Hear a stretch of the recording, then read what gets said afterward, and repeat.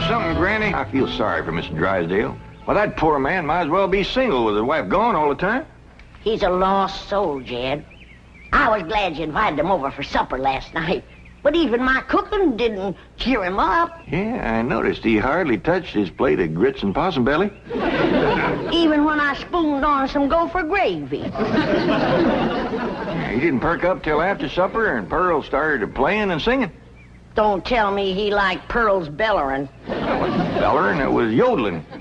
Well, it curdled the milk clean out to the kitchen. I've thrown shoes at tomcats that made prettier music than Pearl. I sure wish you two women would get along together. We ain't gonna get along together till she learns to stay out of my kitchen. I bet she's in there right now, sticking her long nose into my pots and pans. 5 days. If she is... Now, Granny, you just cool down. Really, me, DouglasIrene, what in the world have you been doing? Playing ball with some fellas down in the pasture. What's that thing? Well, this here's what you call a football helmet. Ellie Mae, I'm pretty near positive that a ball gown ain't for playing ball in. Well, the fellas seem to like it, didn't they, Jethro? They sure do, Uncle Jed. They's waiting for us right now to get some money to buy a new football.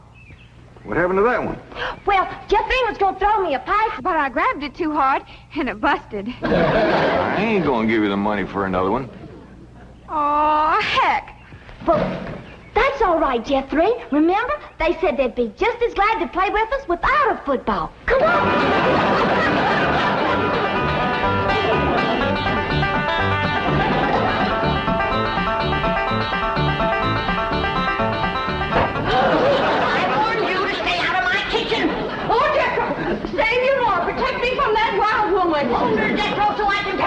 Granny, a thing like that could smart. Put me down, big overgrown put. Hey, what's going on here? Jethro, put your granny down. He was fixing to whomp Ma. I'll whop her. Here, Ma, now it's a fair fight. I'm gonna whomp nobody. Well, then you tell Pearl the next time she sticks her nose in one of my pots, I'm gonna cook it. It is my bounden duty as a mother to supervise the victuals of my growing children. Don't tell me they is still growing. The Clampett side of the family has always been big, strong, strapping folks. It's your family that brought in the runts. Who you call a runt? I think she meant you, Granny. He's about as helpful as a high wind in a prairie fire. Come on, Pearl, you and me's gonna have a talk. Jethro, you stay here and help your granny cool down. Okay, Uncle Jed. Granny, would you rather I held you under the faucet here to cool off, or took you out to the cement pond and ducked you? Try either one and I'll bash you flatter than a gander's arch. Now, Pearl. Cousin Jed, I know just what you're going to say. You're going to say, Pearl, stay out of the kitchen. You're going to say, that's Granny's kitchen and it's none of your business. You're going to say, stay in your room where you belong. That's what you're going to say, ain't it? Ain't nothing like it at all. What I was going to say was, it seems to me that a handsome widow woman in the prime of life ought not to be hiding herself in the back part of the house, working over steaming pots and pans and dipping her playing fingers into soapy water and hoarsening up her beautiful singing voice yelling at Granny. That's what I was going to say. Praise be. Why don't I keep my big mouth shut and just listen? You know, Pearl, you got the gift of making music. And I reckon there ain't nothing these city fellas likes better than that. Really, Jay? Yeah, remember last night when Mr. Drysdale was here and you was playing and singing and yodeling for him? Yeah. You brung that poor lonesome man a lot of happiness. Jed, you ain't agreeing in me, are you?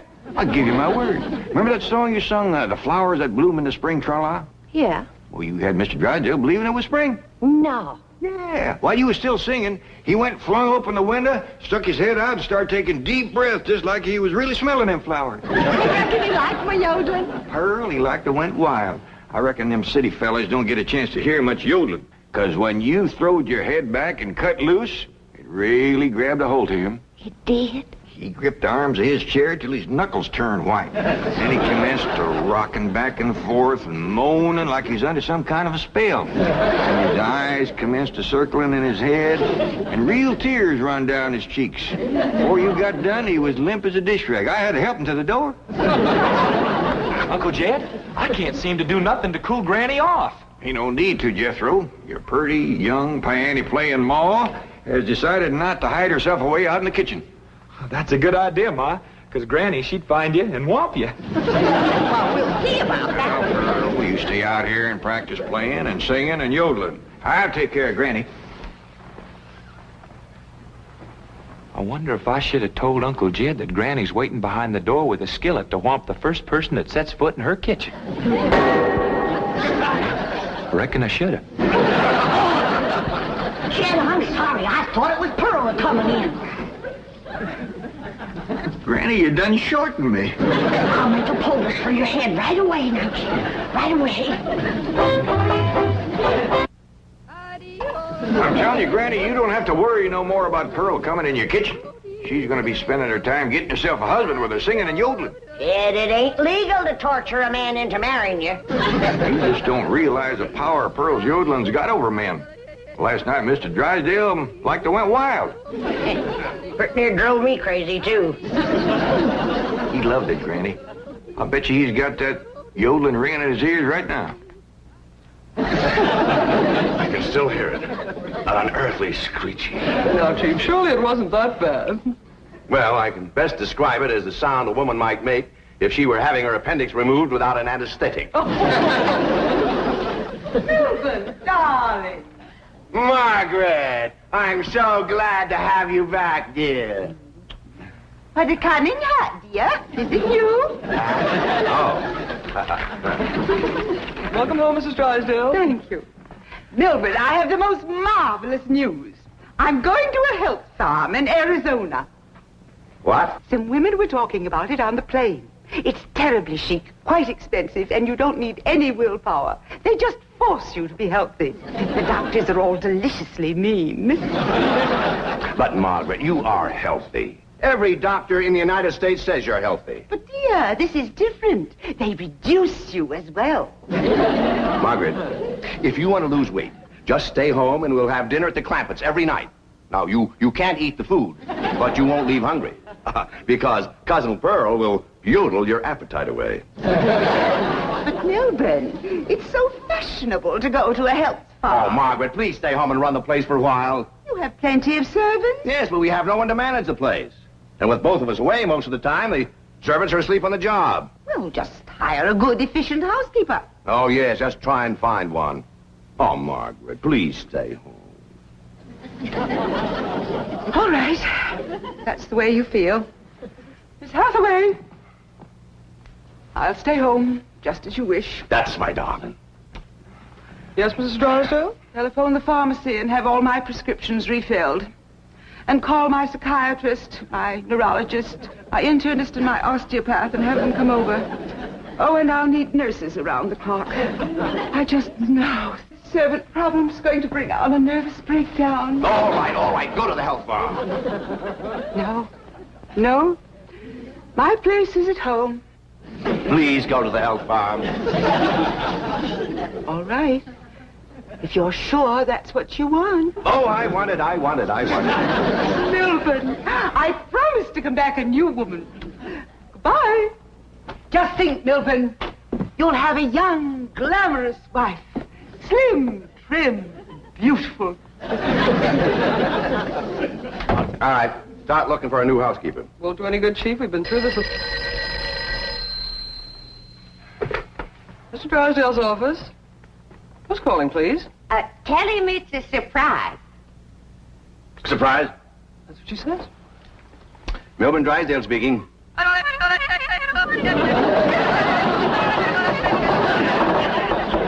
in the world is that? That is Pearl Bodine yodeling. Now, when she comes up for air, tell her I was drafted. Chief, she might be the answer to your housekeeping problem. What? Be nice to her. I'll explain. Hello? Hello, Mrs. Bodine. How nice to hear your voice again. What are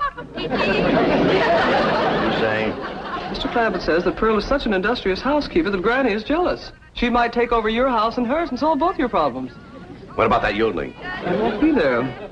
And I defy any servants to sleep on the job with Pearl around. Hello, Mrs. Bodine. I wonder if I might come over and talk to you for a while. What, talk to me? Well, what about? Well, I think you may be just the woman I've been looking for. Yeah. To take over the running of my house? Well, yes. Come right ahead. Can we say 3 o'clock? Let's say 2.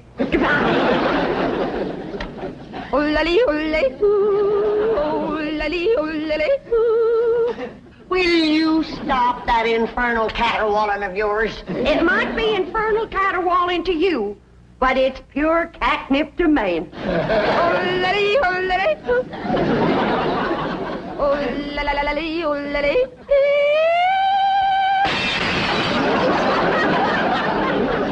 Now, looky there. I hit such a perfect note, it busted the glass. It wasn't your voice that busted the glass. It was your face. We'll see who gets the last laugh when my sweetie comes. What, sweetie? That's for me to know and you to find out.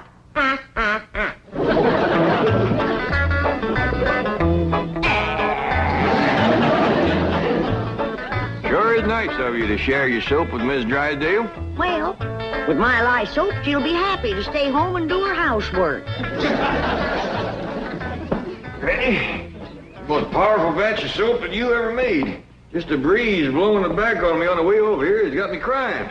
I make a big soap to do a big job.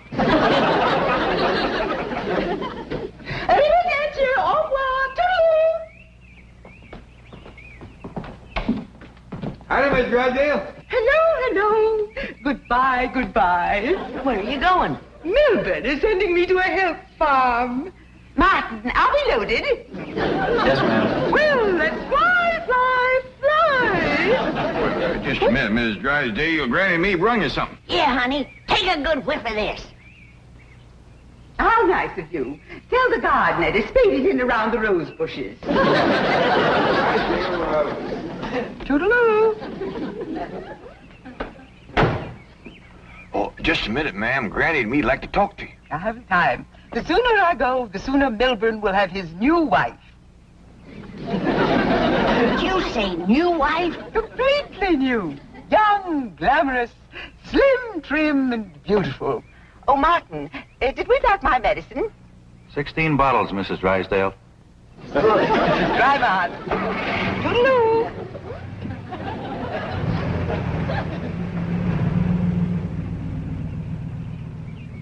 How could a woman be so cheerful about her husband getting a younger wife? You heard her. She's loaded. Yeah, both of them sued to the gills. Who do you reckon is the woman that busted them up? Hard to tell, Granny. There's so many young, beautiful women out here. Yeah, probably one of them glamorous movie stars.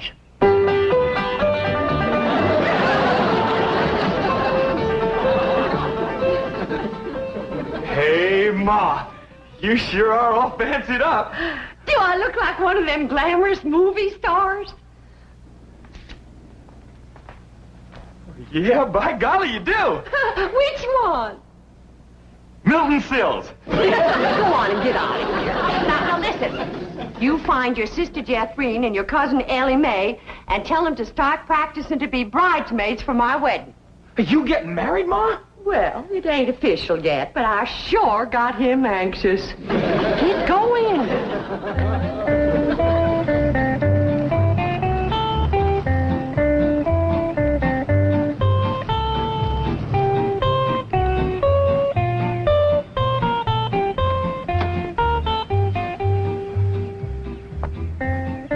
Pick me up in about 15 minutes.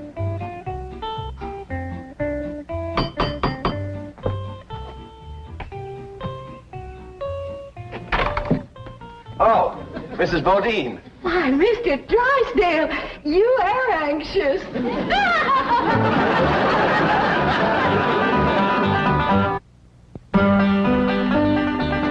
I'd have had a little more notice, I'd have baked your sweet potato pie. It's one of my specials. Oh. Won't you step down? Thank you. Here, I'll take your hat.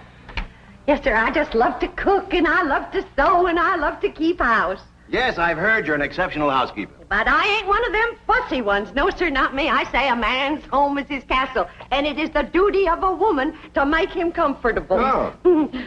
Here we go. Yes, sir. Man works hard all day. And when he gets home, he has a right to enjoy himself. Take off his shoes and relax.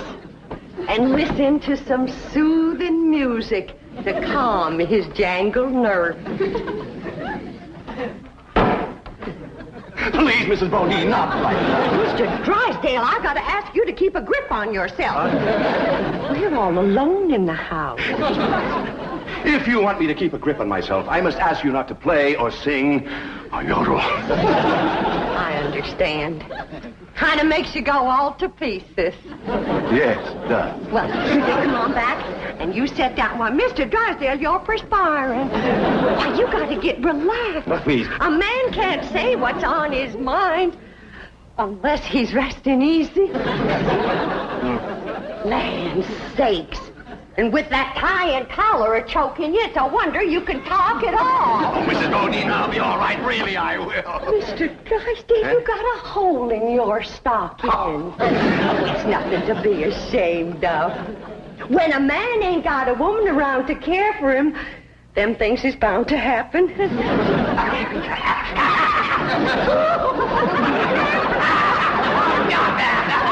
I declare, Mr. Drysdale, you're ticklish. Now, look, I'm gonna let you sit easy, and I'm gonna darn that up before you know it. Oh, Mrs. Bodine, no, really, I can manage. No, I ain't taking orders yet. No, please, give me back my sock. Now, get you. Give me my I know sock. how to handle you.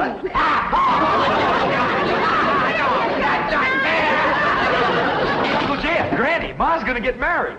What? Who to? Well, she wouldn't tell me, but she was expecting him any minute. I reckon he's inside right now. Let's go in and see who it is. No, Mr. Buffy! No!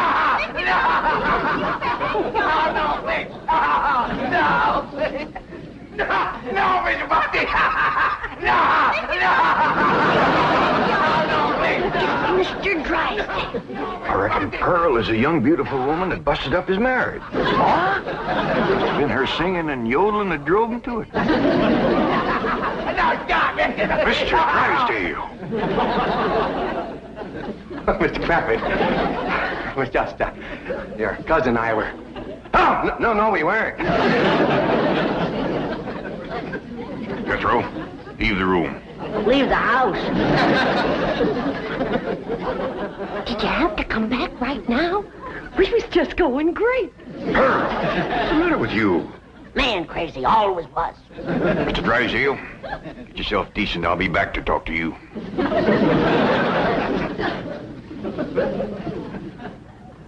Shame on you! You too, Pearl, you homewrecker. I don't know what you're talking about. You told me that Mr. Drysdale was crazy about my yodeling, so I called him at the bank, and I yodeled, and he come a-running over here to see me. You done yodeled your way twixt Mr. Drysdale and his wife? Wife, I didn't know he had a wife. Well, he has. The sweetest, kindest, nicest, drunkenest woman you ever saw. You done sent her to the farm. Put her out to pasture so he can marry you. You seen her leave. Oh, she knows about you, Pearl. Said her husband was going to get a new wife. Young, glamorous, slim, beautiful. Jed, that can't be Pearl. You're forgetting what a powerful spell her voice throws on a man. Now, Pearl, I'm going back in there and try to talk some sense to Mr. Drysdale. Whatever you do, don't yodel.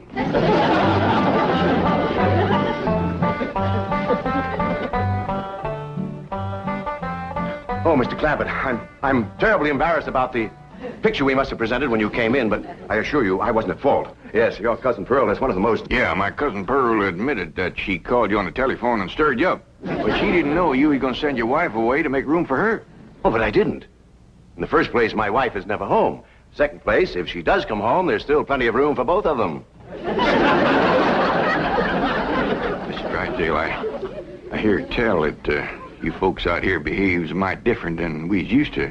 I know you're carrying a heavy load on account of your wife. But I just can't let my cousin Pearl get mixed up in any kind of goings-on like that. Well, then, if I can't have Pearl, can I have Granny?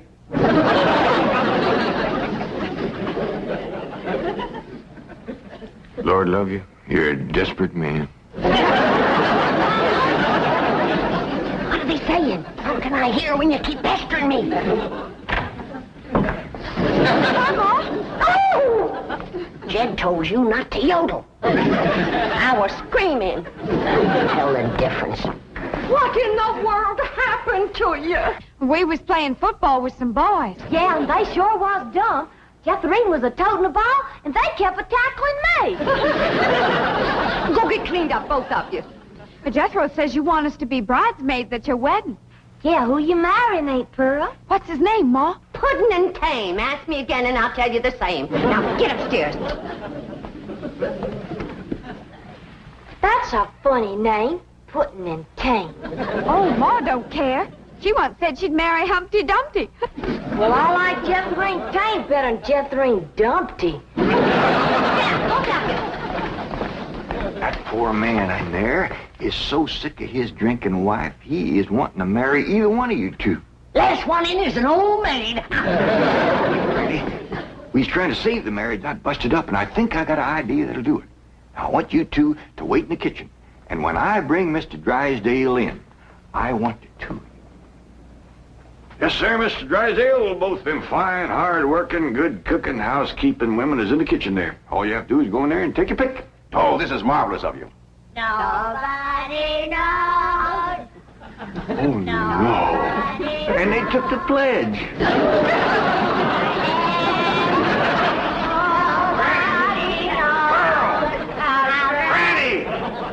Well, look who's here. It's old Jed himself. And there's Milby, baby. You fellas want to dance? Come on, have a little dance. Come on now. You can't dance with her. Why not? It's all downhill. Take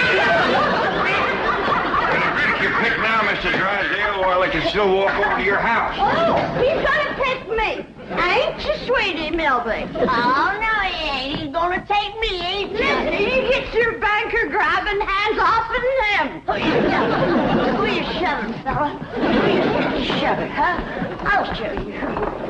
Shove it there.